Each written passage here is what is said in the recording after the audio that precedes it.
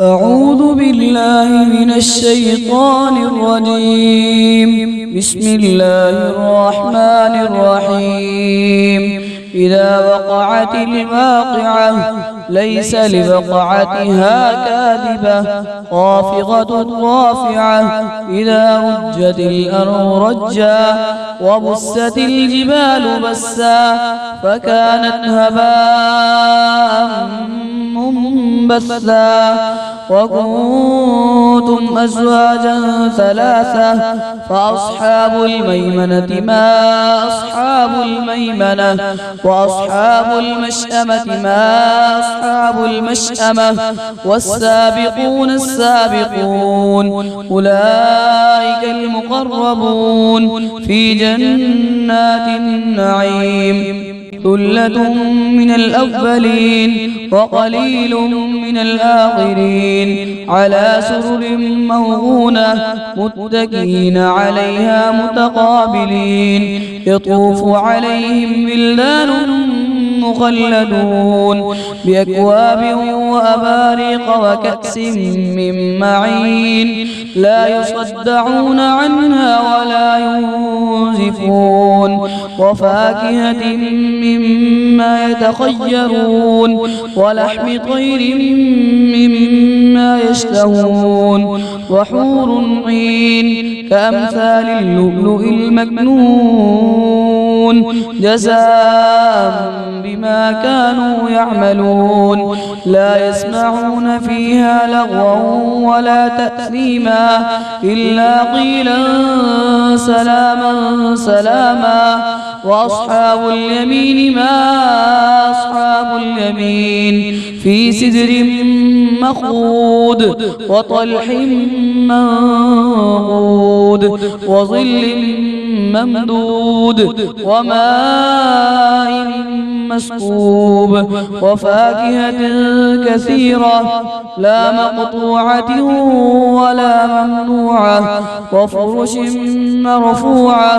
إنا أنشأناهن إنشاء فجعلناهن أبكارا عربا أترابا لأصحاب اليمين.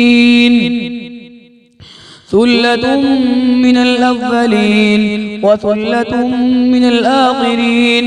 وأصحاب الشمال ما أصحاب الشمال في سموم وحميم وظل من يحموم لا بارد ولا كريم. إنهم كانوا قبل ذلك مترفين وكانوا يصرون على الحنث العظيم وكانوا يقولون أئذا متنا وكنا ترابا وعظاما أئنا لمبعوثون أو آباؤنا الأولون. قل إن الأولين والآخرين لمجموعون إلى ميقات يوم معلوم. ثم إنكم أيها الضالون المكذبون لآكلون من شجر من زقوم فمالئون منها البطون فشاربون عليه من الحميم فشاربون شرب الهيم. هذا نزلهم يوم الدين. نحن خلقناكم فلولا تصدقون. أفرأيتم ما تمنون أأنتم تخلقونه أم نحن الخالقون. نحن قدرنا بينكم الموت وما نحن بمسبوقين على أن نبدل أمثالكم وننشئكم فيما لا تعلمون. ولقد علمتم النشأة الأولى فلولا تذكرون. أفرأيتم ما تحرثون أأنتم تزرعونه أم نحن الزارعون. لو نشاء لجعلناه حطاما فظلتم تفكهون. إنا لمغرمون بل نحن محرومون. أفرأيتم الماء الذي تشربون أأنتم أنزلتموه من المزن أم نحن المنزلون لو نشاء جعلناه أجاجا فلولا تشكرون أفرأيتم النار التي تورون أأنتم أنشأتم شجرتها أم نحن المنشئون نحن جعلناها تذكرة ومتاعا للمقوين فسبح باسم ربك العظيم فلا أقسم بمواقع النجوم وإنه لقسم لو تعلمون عظيم إنه لقرآن كريم في كتاب مكنون لا يمسه إلا المطهرون تنزيل من رب العالمين أفبهذا الحديث أنتم مدهنون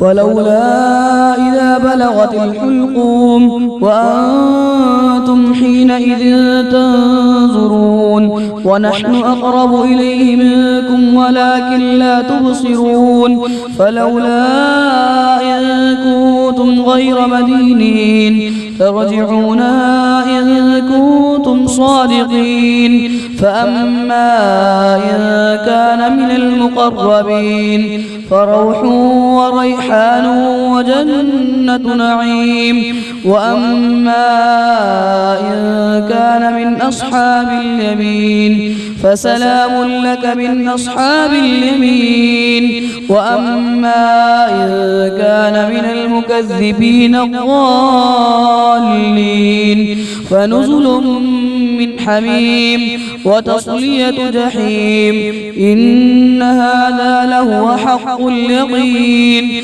فسبح باسم ربك العظيم صدق الله العظيم.